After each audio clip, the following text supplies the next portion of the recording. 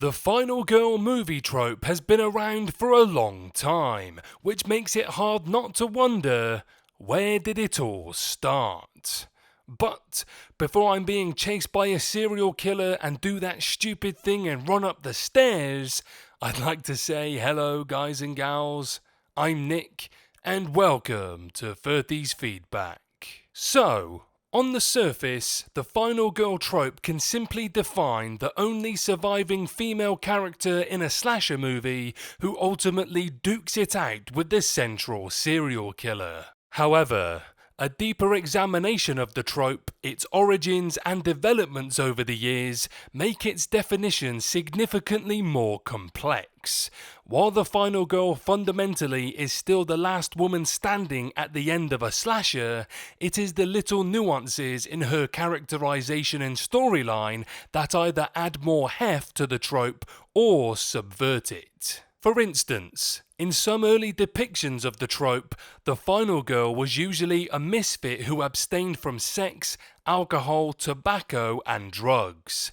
Movies portraying an iteration of the trope would also drop subtle clues throughout their runtimes to highlight how the final girl always stays ahead of the curve in intelligence and is the first to spot danger. Owing to common stereotypes in storytelling, the final girl was usually a brunette, contrasting the appearance of the promiscuous blonde who dies first.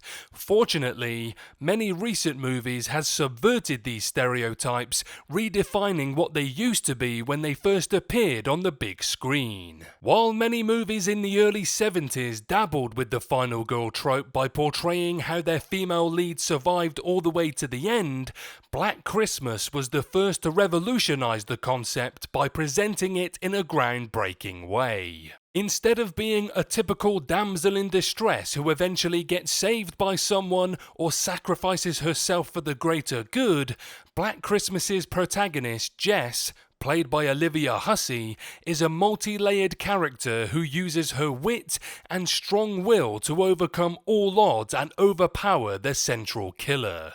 Jess's characterization in 1974's Black Christmas was the first to give the final girl trope its true meaning. However, John Carpenter's Halloween, which premiered 4 years after Black Christmas, also deserves some credit for wholly realizing and popularizing the final girl trope. Halloween's final girl is Jamie Lee Curtis's Laurie Strode, who ticks all the boxes defining the trope. She is not only morally upright, but also resourceful enough to stand her ground in a one-on-one showdown against Michael Myers. What makes Halloween's depiction stand out, however, is how John Carpenter makes viewers see Michael Myers' acts of violence from Laurie Strode's perspective. This immersive view of Laurie's perception ultimately allows audiences to step in her shoes and empathize with her, regardless of their gender. Although Black Christmas and Halloween played a crucial role in shaping the final girl trope and influencing other subsequent slashers to portray it in a similar light, the trope's origins go back further in time.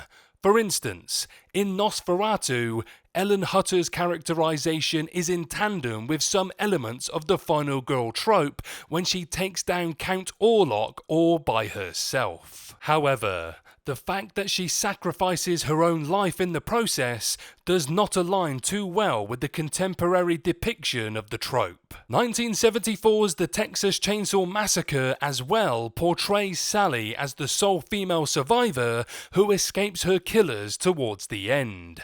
However, her characterization still comes off as a damsel in distress when a truck driver rescues her from Leatherface in the closing scene, and another passing pickup truck helps her flee the scene. Even movies like Peeping Tom and Psycho predate the full development of the final girl trope, but include characters possessing several traits that make a female protagonist the final girl. The term final girl was first coined by a professor of American film, Carol J. Clover, in her 1992 book, Men, Women and Chainsaws, Gender in the Modern Horror Film.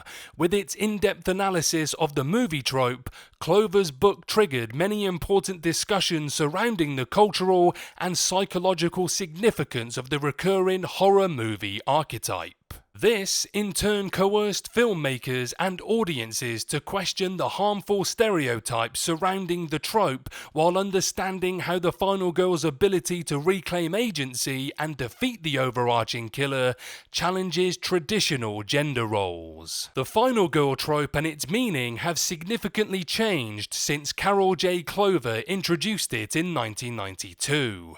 Today, it not only traverses into many different horror subgenres, but it also represents women from diverse races, sexual orientations, and backgrounds. This shift in perception towards the final girl movie trope can be attributed to many modern horror films, including It Follows, Us, Hush, X, Happy Death Day, Barbarian, The Menu, and Midsummer. What do you guys think? Do you have a favourite final girl from over the years of movies? And can you think of any other films further back that I missed? Let me know below.